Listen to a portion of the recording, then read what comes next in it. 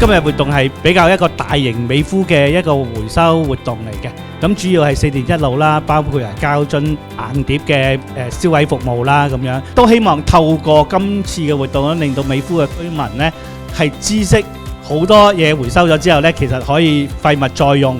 可以有佢哋嘅剩餘價值可以再發熱發光嘅。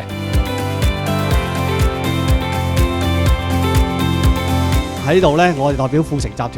就首先多謝大家先。咁今次呢，我哋有透過呢食油升級再造嘅環保嘅番梘、木製品嘅工作坊啦，有生物炭吸味盒，同埋有機農莊教育活動，同埋有電子資料免費銷毀服務等等嘅。